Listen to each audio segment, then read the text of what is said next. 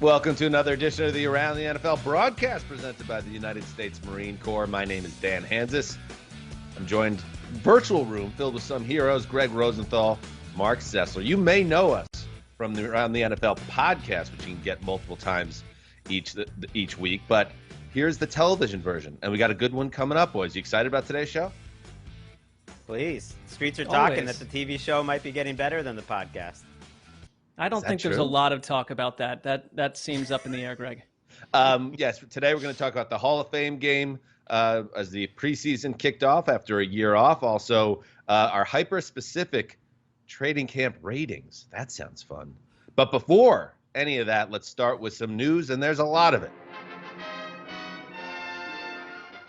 And let us start with a quarterback getting paid, and he deserves it. Josh Allen of the Buffalo Bills signs a new 6-year, $258 million extension that will keep him hopefully in Buffalo through his 20s. And it is a huge move, Mark Sessler, for the Bills, who finally hit on a franchise quarterback, and they had no interest in letting him get away.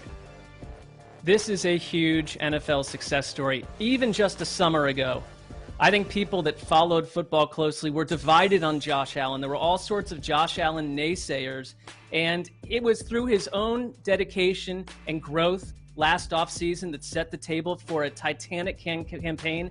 And I also look at like Sean McDermott, the coach, Brandon Beane, the GM, who from the first moment they drafted him showed nothing but total faith in Josh Allen. It was his faith in his ability, but also to build the offense around him, bring in big parts. And you know what? It's totally worked. And this is a signing that makes complete and total sense for the Bills. I love it. I mean, you say naysayers, Mark. Just say my name. Greg, I'm sitting right here.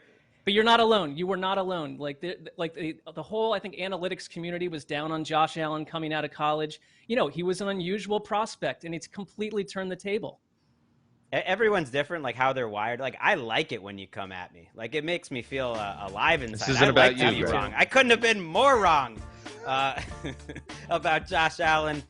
We've never seen a guy improve that much, but I think the offense and the surrounding talent, including the offensive line, which really gets overlooked, they rebuilt that offensive line so quickly. I think they are the prototype in terms of how to build up an organization from scratch. And Allen is a big part of it, and it just makes me wonder kind of who's next. Baker and Lamar are in that class. Do they get their contracts this month? I tend to think Lamar will, and we'll see about Baker. But there's no doubt Josh Allen deserves this, and it's so long. He's going to have a lot of leverage as the deal goes on to get even more money. I think they will be revisiting it in a few years. It's really wild how much these quarterbacks can get paid over a career, because you get the big rookie contract, and I understand it's not as big as it used to be before the CBA in 2011, but you get that guaranteed first deal for their first 4 or 5 years, and then you sign a deal like this, and because now quarterbacks are playing deeper into their career than ever, you could sign 2 to 3 more multi-year massive extensions. So Josh Allen is set up really well. Now, a little bit of devil's advocate here, and I don't even really believe this, but I'll throw it out there.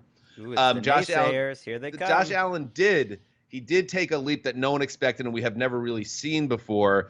And the offense, beautiful job by Brian Daboll and the Bills to recalibrate that offense. What if the offense and the rest of the league catches up to the Bills a little bit? Is there any way they regret a contract of this magnitude for Josh Allen based on that one breakout year? I would say this. Don't they all look kind of fine 3 or 4 years from now, or even 2 years from now? Secondly, I do hear what you're saying on one level, because I think you look at these quarterback tiers, and you bring up Baker Mayfield, Greg, and I think people look at Baker Mayfield and say, we need to see so much more. Baker Mayfield is thrown for 1,400 more yards than Josh Allen, 8 more touchdowns than they have the same exact completion percentage. All I'm saying is that a lot of it is perception, but you have to look at the Josh Allen experience in Buffalo and say, this team that was in a netherworld for decades is now the heartbeat of the AFC next to the Kansas City Chiefs, and you really had no choice but to pay your quarterback. He's getting paid like a average second baseman in Major League Baseball anyway. So I love this, Mark. You're acting as Baker's agent, basically, and what's going to end up happening, the Browns are going to have to give Baker a $300 million contract that cripples the team for a decade. Good job, I'm just saying, Mark. The perception on Baker Mayfield is so different. But it's not a right? perception. It's reality. Baker Mayfield has never played close to the level that Josh Allen did a year ago. I don't think that's perception. All right. In other news, the preseason kicked off. Yes, as I said last year, no preseason because of COVID. COVID's gone now. Psych, it's still here. But preseason's back. Psych. And guess what? The Cowboys have to be feeling good about their number 1 pick, Micah Parsons, the linebacker. Mark, who cares about the final score of this game? The Steelers did win, but if you're the Cowboys, you're loving how your rookie linebacker looked in limited play. Well, I think Greg is loving this guy too. And our guy Nick Shook was at this game, and in his write-up about what happened, the biggest points, it was just that he could not take his eyes off of Micah Parsons. That's what everyone's saying. The reports from practice are that he's just a guy who is in the right place at the right time over and over. And I think if the big winner here, you're Dan Quinn. When I look at my, assistant coach of the year, power rankings, who's going to win that award, a very big award, Dan Quinn starts the season, cemented in the top 5 because last year's defense was such a disaster. Dan Quinn's defense unleashes people, and Micah Parsons is the perfect gem to sit right in the middle of that. So I think Dan Quinn, the Dallas Cowboys situation, is in a much better spot right now. That's a hot take coming out of the Hall of Fame game, and I love it. I mean, the thing that got me is the number. If we saw that clip again, it's Parsons wearing 11 right next to another linebacker wearing 9. I still am having a hard time wrapping my mind around this. It looks like it's T.O. out there. So, just the number 11 makes him look more like a tall, thin wide receiver. I was confused. I'm going to need to get into game shape watching this all August and adjusting. And on the other side of the ball, the Steelers, no Ben Roethlisberger in the game, and the backups, Dwayne Haskins and Mason Rudolph, were shaky as we kind of expected, and that's why there's no safety net under this offense with Pittsburgh. They do have great wide receivers, which made it interesting, the report that came out from ESPN that James Washington, the really talented wide receiver in a crowded wide receiver room in Pittsburgh, wants out, requesting a trade, citing lack of playing time last year and even so far in the preseason, which means yesterday, Greg, Washington will have some value in a trade. He would, but not enough where I think the Steelers should do it because, what are you going to give up for a guy in the last year of his contract? Maybe a 4th-round pick. The Steelers, they got a lot of – I know they might not have a quarterback that's elite. They got a lot of weapons here at wide receiver because Washington might be their number 6, 7 option when you count the 2 tight ends, when you count Najee Harris in the running game. So it's a lot of people for Roethlisberger to throw to. This offense, one little note, though, they're using so much more motion than they did under Matt Canada. And, people close to the team watching practice are saying, they are legit weeks away from being comfortable. And I think you saw some of that last night in the fumbled exchange right off the bat. These games are kind of silly, especially this early in the preseason, but it's fun when you actually see action. It was great to hear Joe and Troy again. And how about this punt? I got to see this punt by Presley Harvin again. Oh, yeah. How about winning a job in August? This is how you win a job in August. Good hang time. They say he's been doing these types of punts routinely. I mean, if you can do that. Look at that. That's football, baby. It's back. I like it. I don't know. That's what got me excited. A punt. That's the best you can hope for. Our old friend Chris Wessling, who we lost 6 months ago this week, hated the preseason, famously. I tolerated it a little bit more. Just give me a couple punts and I'm happy. Finally in the news, Saquon Barkley.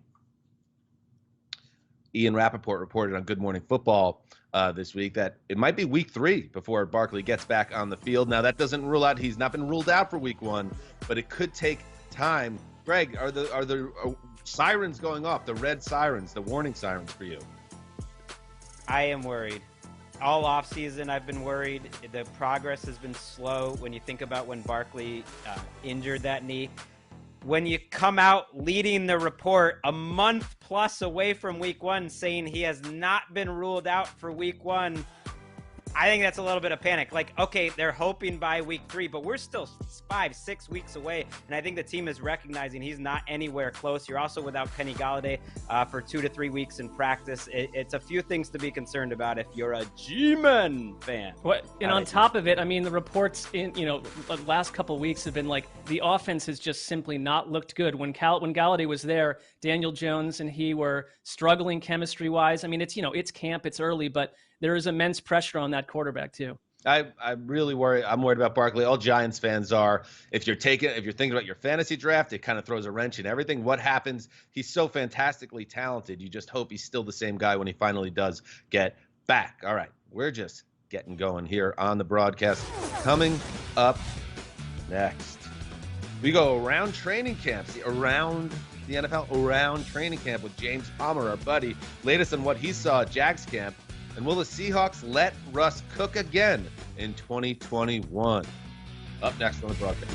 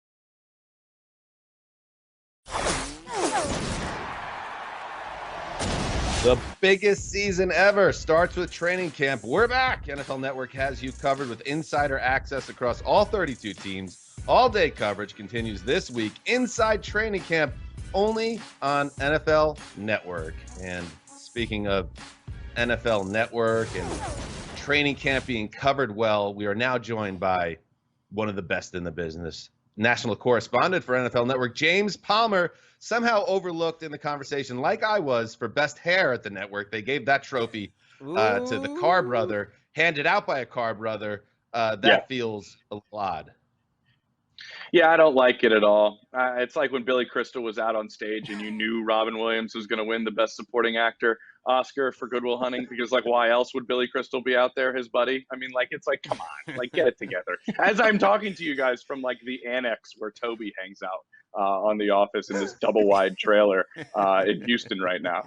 So, yeah.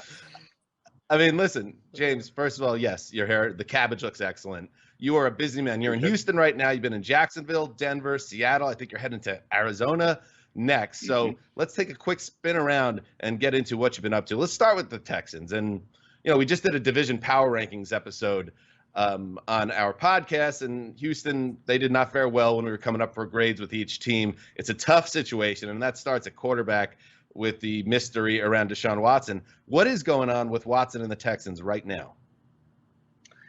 Yeah, I just watched practice, and it was a walkthrough today. We haven't seen him the 3 padded practices that they had before today. And there was reports of, you know, him getting his lower leg and ankle looked at, and the Texans are saying nothing. Anytime anybody, including head coach David Culley, is asked about Deshaun Watson, it is nothing has changed. That's usually the answer. But I was wondering with a walkthrough and no pads if he would be out at practice today.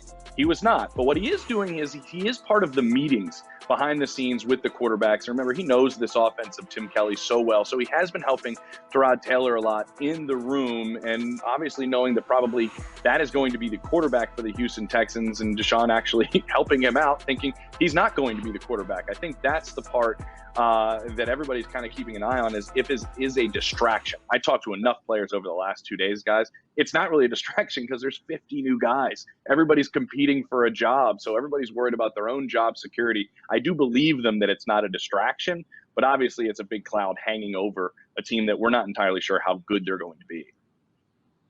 Yeah, but what are we doing here? This is one of the top quarterbacks in the league when he's healthy on a monster contract that was the face of the franchise, who's under investigation for criminal sexual assault, and is also working on, you know, possibly settling, maybe not, a civil case. For them to be acting like this is somehow normal, that he's the 4th quarterback and still showing up to work, like it feels untenable for the organization, for the NFL. Are you surprised, James? And aren't the people around the Texans, like the players and the coaches, surprised that this hasn't been handled yet? Like, how long can this go on?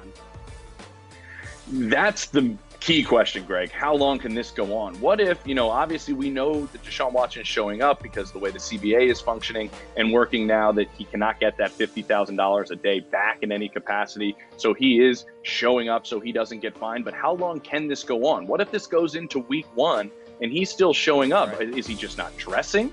Are you making him the backup? Are you forcing him to dress and say, we want to start you week 1, we want you to be our starter? And what happens if he says no? Like, as this thing gets pushed down the line, I think that's why I'm here right now, and we keep paying attention to this team that we're not sure how many wins they're going to have, because the way it's being handled is very bizarre when you speak to a lot of people here. And teammates really do believe he's not going to be their quarterback in 2021. That's why I feel like they're not lying to me when they say it's not a distraction, because they genuinely believe he's not going to be their starter. It's not like, is Aaron Rodgers going to show up or not? Is he going to play for us? Players have made up their minds going, Tyrod Taylor is going to be our starter, not Deshaun Watson. The way it's handled in the rest of the organization, that's the interesting aspect of it. Is there It puts their first-year coach in such a tough spot. I mean, like I cannot imagine what that's like. But let's talk about another first-year coach, Urban Meyer. You were in Jacksonville. I feel like it's like the least covered team in the league right now. What is the vibe down there, and is the Urban Meyer experience working with these pro players? And what do you expect to see from that team out of the gate? It is interesting, Mark, because there are things that he's doing that he's brought from the college game that I don't see in any other training camp, right? Like he brought a guy that is on a microphone between the team periods telling players what's going on. 30 seconds left in the period, focus. Water break after this period. Offensive line headed to team field 1. And actually, it's funny. I've never heard it in a single camp in my life. But talking to Miles Jack about it, who's been around, he's like, it's kind of nice. I'm never looking at the clock. Like, when is this period almost over? I'm always kind of just knowing where to go. It's like a little voice in my head, seeing what's happening. And I think that's what we're looking at early, the blend between what has worked in college for him and what he needs to change moving forward. What I do think he has done is made everything in that building about the players. And that was not always the case prior to him getting there. Everything is catered to them in terms of meals and workouts and personalization of everything. You look at the new facility they're looking to build to keep guys there. You see him all over the field. He's not just hanging out with that beautiful locked head right there in Trevor Lawrence. He is with everyone in different aspects of the field, and that is a big part of being a head coach. I think this is fascinating. We need to spend more time on the Jacksonville Jaguars because nobody's really paying attention on one of the winningest football coaches in the sports history. Had Lou Holtz out there at practice the other day. I had to check if Lou Holtz was still alive, which he is, because he was at practice standing right next to me. Proof. He's right behind me right now, isn't he? Let's go to Denver. Speaking of quarterbacks, Teddy Bridgewater, Drew Lock, fighting it out to be the starting quarterback, at least for the second week of September when the season starts. Did you get any sense, and you're up there a lot, James, did you get any sense who the players want as their quarterback when the season starts? Is there someone in that building or in that locker room that the players are pulling for? Well, obviously every player is going to be somewhat PC, right, when you talk to them, but I think you can read between the lines a little bit when you talk to defensive players and they're like, we know we could be one of the best defenses all in football. I don't care who you pick as long as they don't turn the football over. That's kind of a big sentiment from that side of the ball, and obviously that kind of caters a little more towards Teddy Bridgewater, doesn't it? He has a little bit more acumen to be that guy that is going to complete passes and check it down, and that's the argument of the offense. When I talked to Teddy about this, when I was writing a piece for NFL.com, shameless plug, was like, I know I have to push the ball downfield because if you look at the likes of Cortland Sutton, Jerry Jeudy is virtually uncoverable in the days I've been there. Noah Fant, you're wasting all of that talent if you don't push the football downfield, and that's what they're trying to get out of Teddy Bridgewater, to find a better balance. Neither guy is taking the job. That's what they wanted when I talked to the coaching staff. Nobody's seizing the job. Look for this to take multiple preseason games for them to probably, as of right now, decide on their own without a guy making the decision for them. I don't like that because it's not confirming my priors, which is that Teddy Bridgewater should be winning this job. You have kind of heard from some people at the padded practices that he's starting to take the lead, but you are the national correspondent. Don't think we but listen, notice that title change Greg, there, James. I appreciate it. Thank you. Yeah. But anyway, I will say this. The last day I was there was on Wednesday. They had a 2-minute drill down 7, starting from your own 25. Drew Lock marches down the field, ends up throwing an ends up throwing an interception to Justin Simmons on the goal line. Helmets are thrown on the sideline from offensive players. Offensive linemen are arguing. I'm like, here's Teddy Bridgewater's time to shine. He drives from the 25 all the way down to the 20. He still has 50 seconds left on the clock and a timeout. He throws a fade to the corner, interception in the end zone. It's almost like here was your spot when every guy has an opportunity and nobody's taking it in those type of instances.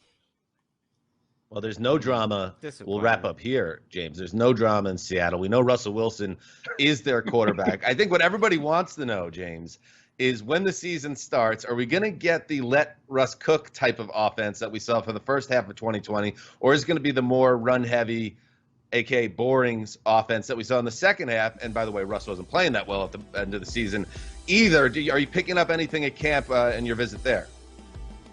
Yeah, look for two things to kind of change the way they run this offense, to my understanding. One being more pre-snap motion. They feel like they were a little bit too predictable in how they operated.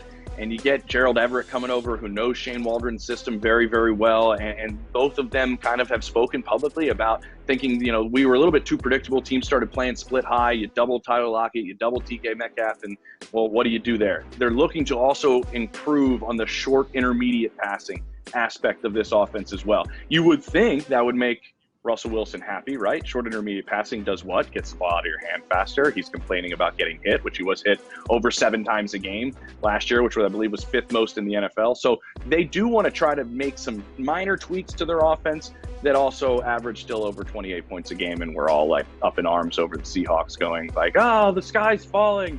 No national people have been up there other than me and my boy LT. The other day, the Seahawks were like, nobody's covering us. And I'm like, yeah, you only went 12-4 and averaged over 28 points a game. But, I guess that's ho-hum up in Seattle these days. Expectations high in Seattle every year. And listen, JP, I know you're in the Toby annex right now, but I will never say to you, why are you the way that you are? Because we love the way you are. Love him. Have a good one, man. Safe travels. All right, guys. Take it easy. All right. Thanks, there buddy. He goes. And we move on the broadcast. Coming up next, Trey Lance, the hype train. It's rolling. All aboard, baby. You too, Sessler. Up next.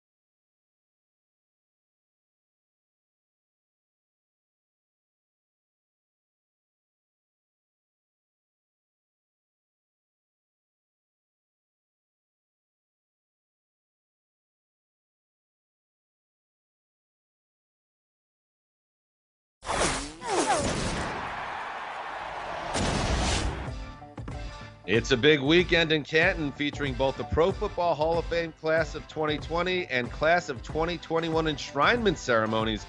It all starts Saturday at 5:30 p.m. as the Centennial class is formally enshrined.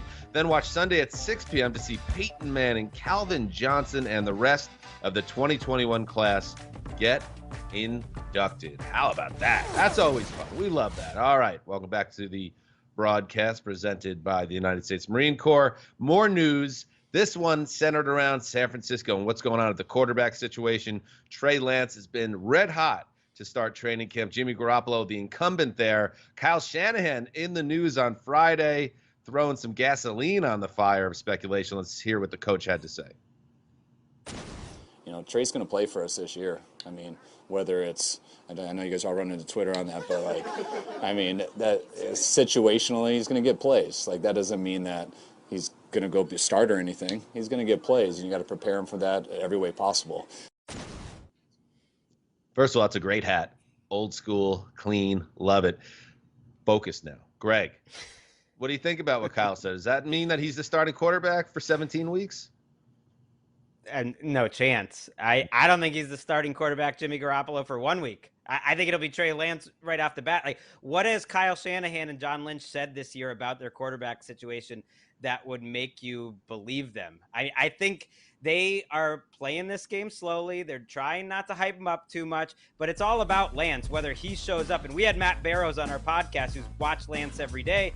And the reality is Lance is lighting it up. If Lance is already balled to parts of the field that Jimmy G can't, we know he can do it running. Like, what are we waiting for? I think that you see Kyle Shanahan and John Lynch already slightly tweaking their wording when it comes to Lance and allowing the possibility that he's going to be out there sooner than later. If he keeps it up and he's good in the preseason, Mark, I think Simone, your wife, a big 49ers fan, is going to be rooting on Trey Lance right off the top. Don't take this away from me. I think it's the most exciting story in the NFL right now. I want him out there.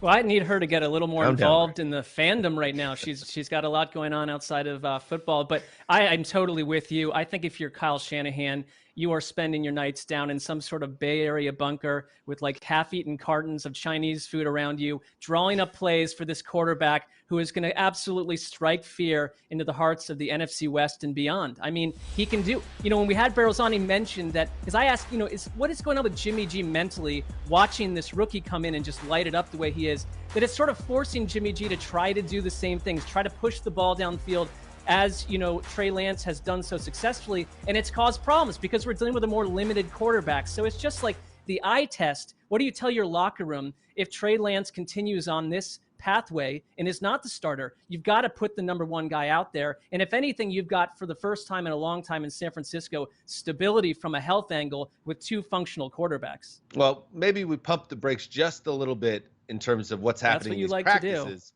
because Jimmy Garoppolo is mostly working against the first-team defense. Trey Lance is working against the second-team defense. So he's shredding the second team. Now, do I think that Trey Lance has the ability, from everything we're hearing, to do damage against the first-team defense for San Francisco? Absolutely. But I think we got to see that flip before we start going to, there's Josh Rosen. Oh, my goodness. Can you believe it? Josh Rosen there. Get him in the mix. I want to see more before we decide full out that the Niners already have their better quarterback and it's the kid. That said, this is a freight train that's rolling. If you follow the tweets that are going on, if you read the dispatches that are coming out of Niners camp, it reminds me of Patrick Mahomes' early days with the Chiefs, where everyone's just wowed by the kid's ability. And at a certain point, Kyle Shanahan's not going to be able to avoid that. And with good reason, you want to put out the best team possible.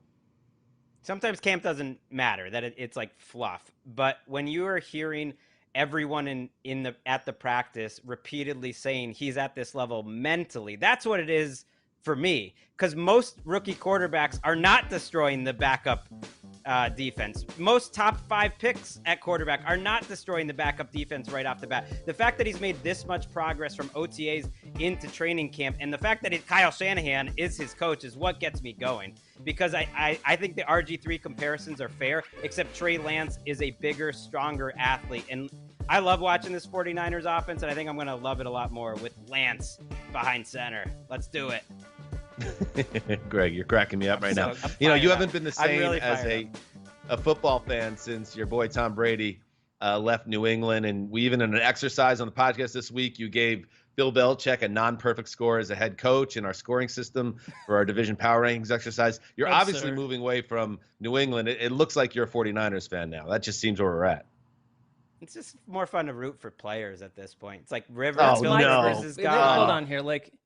Greg, Shanahan has been my territory for months. Come on. You did not just. Why not? I love watching Patrick Mahomes. He brings me joy. I love watching Lamar Jackson. Now let's throw Trey Lance into the mix. Why not? Frank Gore. Someone should give him a job. Root for the players. I don't root for laundry. When the truth is your team won 7 Super Bowls, so you don't care anymore because you have a lifetime of good memories. That's the truth. Now you're a free agent. Thank you for recognizing that my team was Tom Brady, because he's won 7. The Patriots still looking for that 7 trophy. Hey, it's just laundry. All right, it's time now for Fighting Spirit, presented by the United States Marine Corps. And, the journos out there, I don't root for teams. I just root for good stories. We get it. How pious. I'm not Phil saying Rivers that. told the LA Times. You can do both. We contain multitudes. All right. Well, that's true. Phil Rivers tells the LA Times, Sam Farmer, he has not closed the door on a comeback late in the 2021 season. I think this caught everybody by surprise, Mark, because Phil Rivers, the last time we heard, was happy in Alabama as the varsity football coach. I think his son is involved with the team. And yet Now you're mentioning Phil Rivers and 2021 NFL playing, and he's talking about it. What do you think about this? Well, this is another quarterback in Greg's little club of, fan favorites. So I know I'll have to set the table for him. But here's the thing with Rivers. Like, he also said, like, he's not in great shape right now. He's lost some weight. I mean, I like the idea, but I like the idea of him maybe coming back. Let's say, something minor happened to Justin Herbert. He came in and win a wild card game for the Chargers, hand it back to Justin Herbert. That would be a wonderful story. So the narrative is there. But I would just say one thing, like, if I were a high school kid, I mean, Guido Maiolo was my high school football coach. Good guy, cared a lot about the kids. But what if, like, Philip Rivers is your high school football coach? I would be freaking out on a daily basis. And then, like, a week later, he goes back into the NFL and wins a playoff game. I mean, it is set up beautifully as a story, if it happens. I saw this story and I just thought, oh, you dirty dog, Phil. You just can't give up ball. You just love ball too much. He's coming back. It's got to be for some team. I don't know if it'll go well. I'm very anxious about it. It might not go well at all, but I think it's happening. That would be Disney movie worthy. If he played 20 years, Sure. never got over the hump, goes into retirement, comes back, and then wins a ring with the Chargers, or something, that would be beautiful. All right. Good stuff. Coming up next. They're not just camp ratings. They are hyper-specific training camp ratings. Is Patrick Mahomes underrated? And Dan Campbell's coffee confessionals. Coffee. That's where I come from. Coffee. Mark comes from coffee. Coming up next on the broadcast.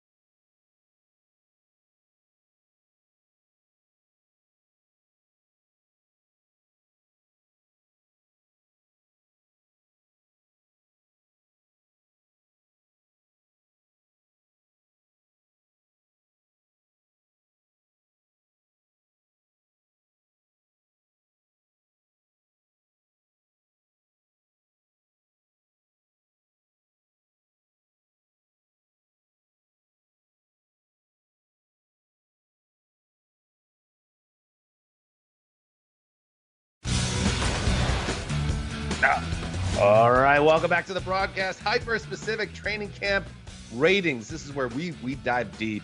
We get analytical in the mind and decide where things fall. And it could go in any certain direction. You're about to find out how it goes. It's a strange segment, Mark, and it's on the 100-point scale, Mark. But remember, the 100-point scale doesn't mean 100 points. It means 10 points, but each decimal in each number is 10. 10 times 10 is 100. You take it. I mean, it confused me, our producers, probably the viewer. Here we go. I'm gonna start here with an Andy Dalton-esque version. Okay, let's bring up this tweet that I put out this week. Yes, it's my own tweet. It's because of the photo. All right. Mark. Look at this. Look at the look here. And I give Andy Dalton's new look ginger beard a 9.6 on the I don't care about Justin Fields because now I'm a Nordic warrior scale. I tell you something. Guys can only do so much with their appearance. I'm an example of that. There's only so much you can do. But Andy Dalton, I think, has improved his look by maybe 3 or 4 times. The beard looks great. The hair is, Dan, I know you're a hair guy. You have to give him some credit on the hair. It used to be all tighter shorn and like no beard and kind of a neck and just like this guy that looks like he's in 12th grade. This guy is looking different to me. Tell me I'm wrong. What took so long? I mean, this is great. And I know some of the gingers out there, and if you're part of the ginger hive, stand up, be proud, because it's cool to have orange hair. And maybe because he was self-conscious about it, he didn't want more of it on his face because he's already got it on his hair and those big mighty eyebrows. But I think it all ties together beautifully. I'm down with your score. 9.6 is perfect. I love seeing that old Mark Sessler picture in the avatar up there on NFL Network. What year is that picture from, Mark? It's always that on was my before radar. I went to a Niners-Browns game in 2003, so it is old. That was actually from Maybe Jim time to- Brown's retirement press conference. Mark covered it for the Cleveland Plain Dealer. Greg, you're up. All right, let's talk a little. Brian Edwards didn't think he was going to make it into the program, did you? But I'm giving him a 9.7. That's on a 10-point scale, I like to say, but with decimals. 100. 9.7 in the camp hype. Let's see the tweets, because he really checked off every box possible when it comes to camp hype. Okay, you were compared with T.O., or you were compared with Randy Moss. Actually, let's see what Derek Carr had to say. He's going to compare his buddy Brian Edwards to Devontae Adams. I mean, I love Brian Edwards. Please. But, here's a third-round rookie or second-year player who didn't do much as a rookie, and he's now T.O., Randy Moss, and Devontae Adams all in one. Like, will he even start for the Raiders? I'm not sure. It might be John Brown. Like, this is a little too much fluffy. I mean, if any of this is even remotely true, he needs to be targeted. His target share has to be up around 94% in this offense in He's year the greatest 2. receiver of all time at this point, at least. I mean, Derek Carr's been trying to recruit Devontae Adams. No need. No need to do that. You can't have 2 of the same person. So. All right, I got a 0.0 on the hyper-specific training camp ratings. Mike Zimmer's patience level with his quarterback, Kirk Cousins, who does not want to be vaccinated. He's already been on the COVID list once.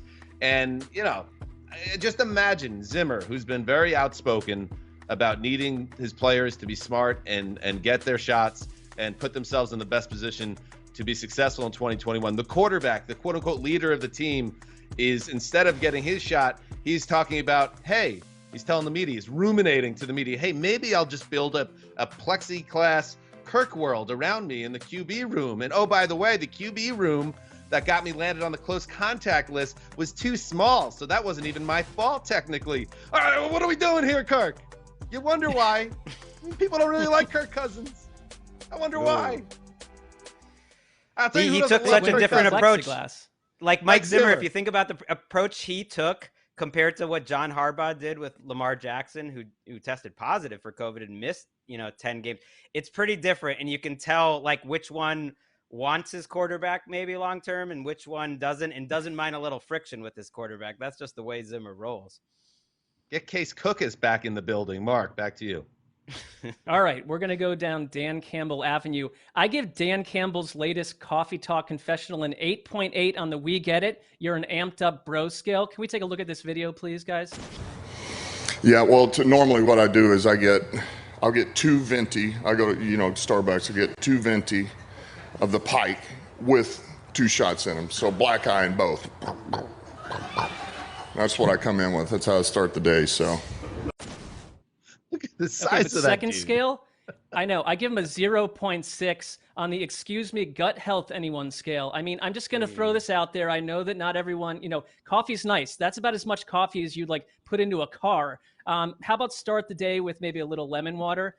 Let an hour pass, some celery juice. That's how you get the system going. That said, he is a gigantic man, so he's doing something correct on the health scale. He's much larger than I am.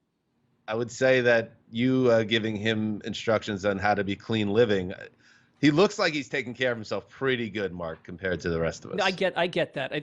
There's a paradox there, and it seems like maybe the arrow should be pointed back at me. I hear that. It's a lot of gut health talking from a guy who doesn't like food. It's just like famously a fooditarian, anti-food. I like that you went with the double scale, though. I'm going to have one, too. 3.4 for Patrick Mahomes in terms of how much people are talking about, the MVP from a couple years ago. When it should be 10. That's the scale how much people should be talking about Patrick Mahomes. Why does Patrick Mahomes not get the LeBron James treatment? I feel like we should just have a Patrick Mahomes reporter at NFL Network because he's the best player I've ever seen come into the NFL. He is the equivalent of our Michael Jordan or our LeBron James. Maybe it's because they didn't win the Super Bowl last year. I think that's part of it. But, like, I want more. Like, I want to see the throws that Patrick Mahomes. I'm not sick of Patrick Mahomes. He is still the most entertaining and the best player. Give me more Mahomes. I mean, Greg, could it be possibly that you just spent 10 minutes ushering like a verbal sea poem about Trey Lance? Like, you've already moved on. Now you're asking everyone else to stay here with Patrick Mahomes. I can do both. Where's Chidilla at? Just have him in Kansas City. Go to him every hour. Show us the latest throws. We could do it. And the Super Bowl loss, I think it took a little air out of the balloon. Not that it means that he can't get the air back in, but like Michael Jordan, for instance, he never lost in the NBA Finals. Patrick Mahomes got whipped in the Super Bowl, and it wasn't really his fault. He didn't make it for 7 or 8 years either. Mahomes has already been there twice. Come on. That's fair too. That's fair. He took a beating in that game. His receivers didn't help him out. I can't wait to see Patrick Mahomes throw 50 more touchdowns. Finally, 7.8.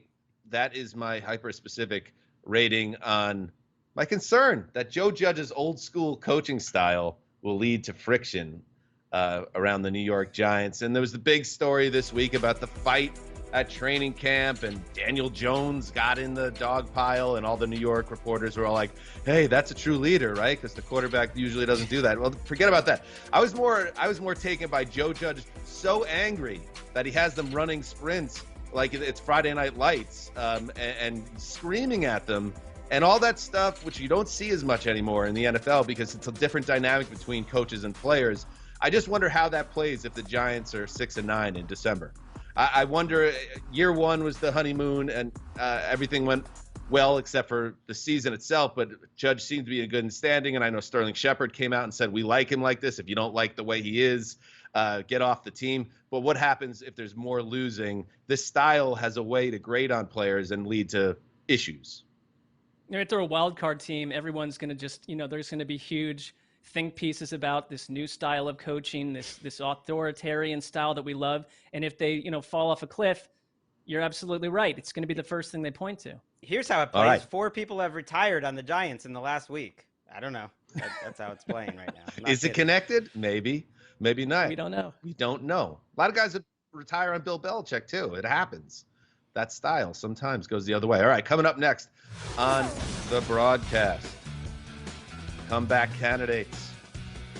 We perform a health check. Joe Burrow is back. The word is he's struggling at camp. Let's get to that. Up next on the broadcast, Dr. Rosenthal. Dr. Sessom.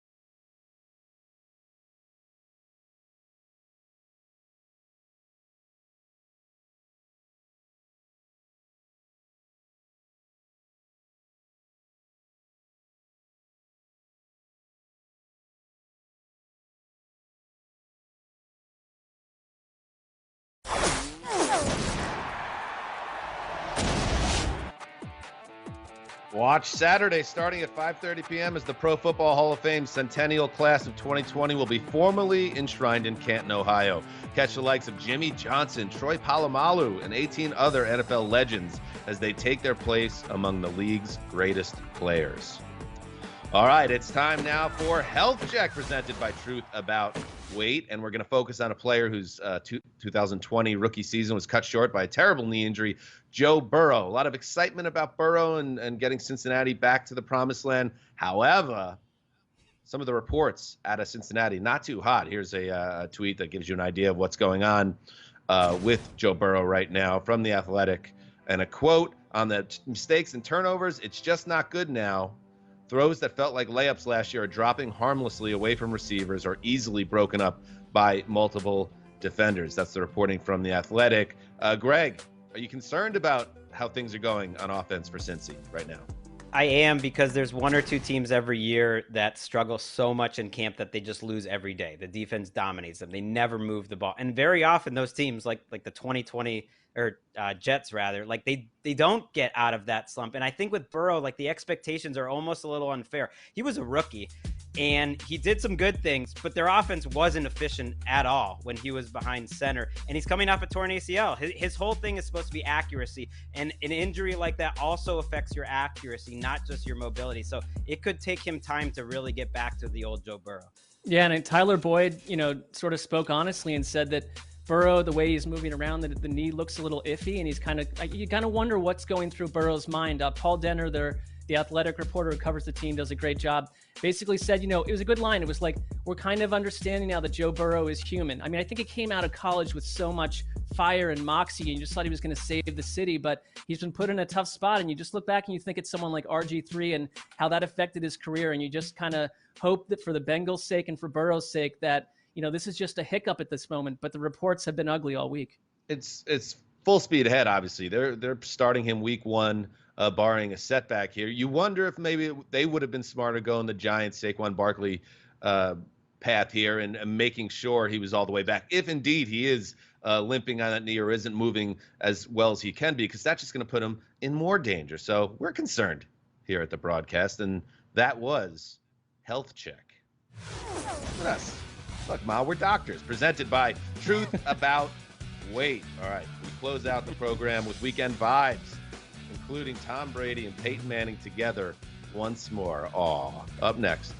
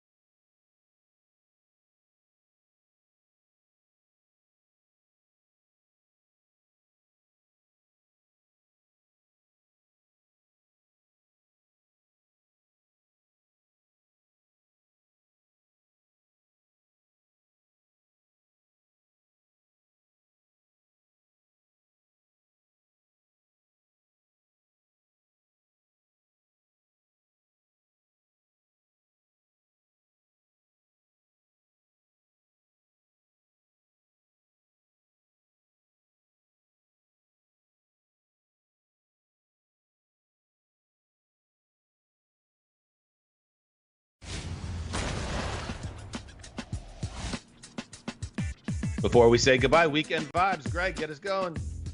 My vibe is nostalgic. When I heard Tom Brady is attending Peyton Manning's Hall of Fame induction speech, I thought that's pretty cool. They're only 1 year apart, and yet Brady is there. But it reminded me of a moment in time when Peyton Manning was entering the Super Bowl against the Seahawks. And you know what the talking point that week was?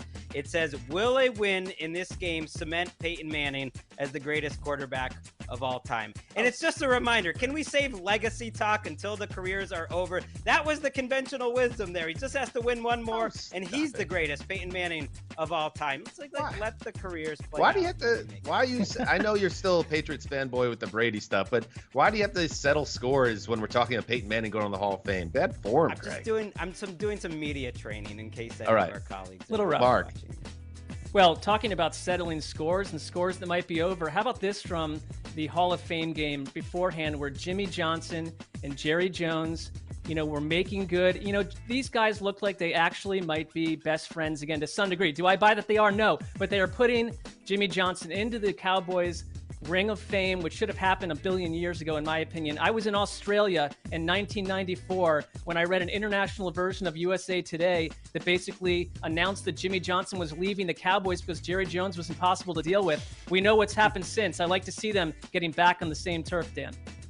That's what happens. Old men reunite in the end, and they bury their differences, like Greg will do one day with Peyton Manning, hopefully. Finally, another Hall of Fame quarterback, or at least he's headed to the Hall of Fame. Aaron Rodgers. I'm just so relieved we're not talking about all this off the field malarkey that's been annoying, and now we can focus on how fun this guy is as a quarterback. Look at this, just for fun. Let's throw this thing 50 yards right into a net. Swish. Aaron Rodgers, great player. That's the Aaron Rodgers I love. Thank you to everybody for watching the broadcast. We'll be back next Thursday. And Chris Wessling, wherever you are, we love you, man.